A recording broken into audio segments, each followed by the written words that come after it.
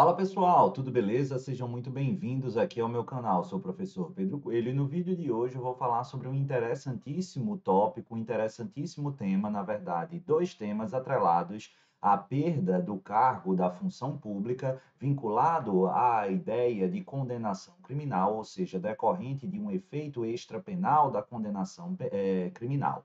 Maravilha? Antes de a gente explicar, deixa eu te pedir para deixar um joinha. E se você não tiver inscrito aqui no canal, resolve esse problema. Se inscreve, aciona o sininho, porque sempre que eu trouxer conteúdo novo, você vai ser devidamente notificado. E preste atenção, porque esse, dentro da parte geral e fundamentalmente atrelado a concursos de carreira jurídica, é um dos tópicos mais frequentemente abordados em prova de concurso público. E você precisa dominar amplamente os meandros desse dispositivo, ou melhor, desse tópico do seu conteúdo editalício.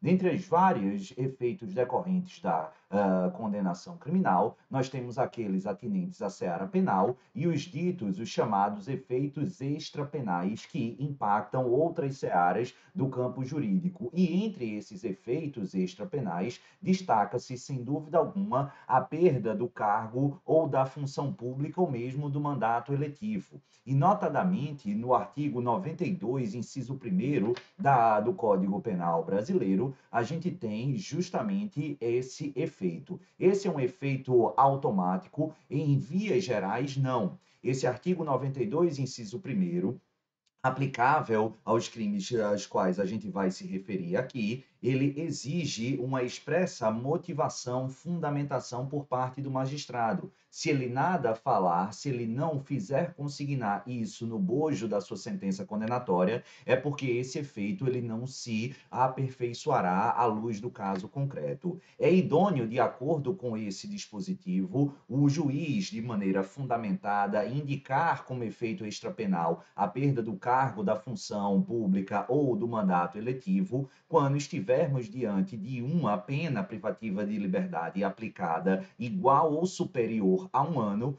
quando estivermos diante de delitos praticados com abuso de poder ou violação de dever para com a administração pública. E na linha B de bola, a gente tem uma cláusula mais geral, aplicáveis aos demais delitos que não se enquadram nessa alínea A, que é justamente quando os crimes ou a condenação envolver pena privativa de liberdade superior a 4 anos. Então, superior a 4 anos, ou envolvendo abuso de poder ou violação de dever para com a administração pública, com condenações à pena privativa de liberdade igual ou superior a 1 ano. Maravilha? Tranquilo, show de bola. Isso aí é o ponto mais simples que a gente tem. Lembrar dessas situações em que se legitima a perda do cargo, da função ou do mandato eletivo, e lembrar que, via de regra, isso exige motivação, não é um efeito automático decorrente da condenação, diferentemente de outras previsões pontuais e específicas, como notadamente lá na lei de drogas e também na lei de organização, aliás, na lei de tortura e na lei de organizações criminosas, a lei 12.850 de tortura, a 9455 de 97. Agora, o ponto que eu quero destacar nesse vídeo, e aí sim é mais interessante, doutores e doutoras, é justamente perguntar aqui se é possível, se seria possível que um determinado servidor público que cometera um delito específico à época enquanto exercia essa função pública e posteriormente ele vem a se aposentar e após esse período há a condenação definitiva transitada em julgado. Nesse caso, ele pode perder, desde que o juiz fundamente a aposentadoria anteriormente adquirida, ou isso é inviável. Depois de alguma controvérsia, há algum tempo, os tribunais superiores pacificaram a resposta negativa. A condenação penal definitiva, ela não é apta, ainda que se enquadre nos parâmetros do artigo 91, inciso 1º, a linha A ou a linha B,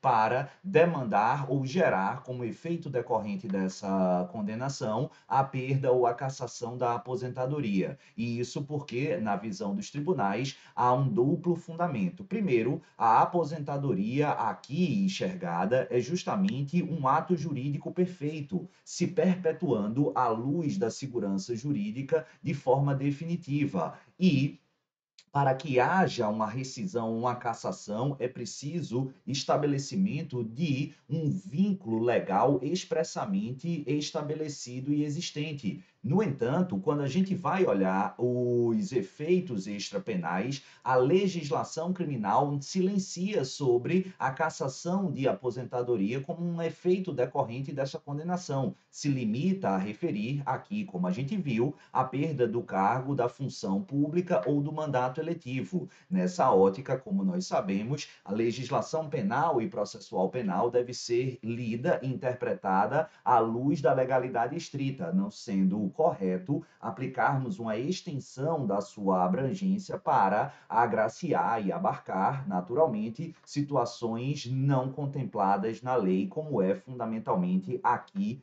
o aspecto referente à cassação de aposentadoria. Então, isso aqui é um primeiro aspecto que eu queria anotar com vocês. O outro ponto, doutores e doutoras, ele vai se vincular justamente ao quê? A questão de um novo cargo. Presta atenção, porque a aposentadoria a gente já falou. O que eu quero tratar aqui é, imagine que João das Couves, ele exercia a função pública A no momento em que ele cometera um determinado crime ao qual gerou o devido processo legal e a instauração de um processo criminal. Ocorre que, quando ele foi condenado definitivamente a uma pena de 5 anos privativa de liberdade, por exemplo, ele já estava ocupando o cargo B. Perceba, aquele cargo que ele ocupava à época do crime, ele já não mais está ocupando. Nesse caso, a partir do advindo dessa condenação com prazo de pena privativa de liberdade superior a 4 anos, ele pode perder o quarto B ou o emprego ou cargo B exercido por ele na época, não dos fatos, mas sim da condenação. E cuidado, porque aqui a gente tem um jogo de regra e exceção.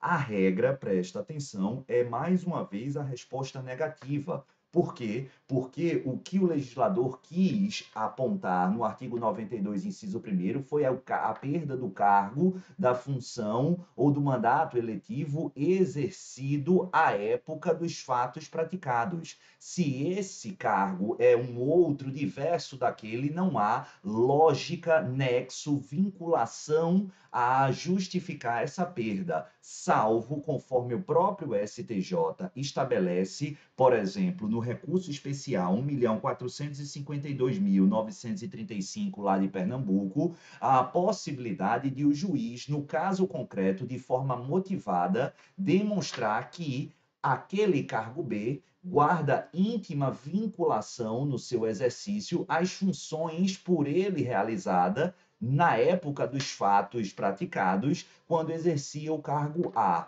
Quando demonstrado casuisticamente essa vinculação do cargo B, que é diverso daquele ocupado à época dos fatos, mas que guarda correlação, vinculação, aí estaríamos no campo excepcional que justificaria sempre motivadamente a determinação e a produção do efeito extrapenal da perda desse cargo, função ou mandato eletivo. Maravilha? Tranquilo? Então, dois temas aí muito interessantes e importantíssimos para serem explorados na prova de vocês. E se a gente chegou até aqui o final, não esquece de deixar o seu joinha, isso ajuda muito o canal. Se inscreve, aciona o sininho, porque sempre que eu trouxer conteúdo novo, você vai ser devidamente notificado. Como eu tenho dito, 2023 a gente começou com tudo aqui no canal. A ideia é seguir o pique da remada ao longo de todo esse ano, mas para isso eu conto com a ajuda, a colaboração e o incentivo, claro, de vocês. Comenta aí, divulga para os amigos, os colegas e não deixe de se inscrever aqui no canal. Um beijo no coração de todos, fiquem com o Papai do Céu e, claro, até a próxima. Tchau, pessoal. Valeu!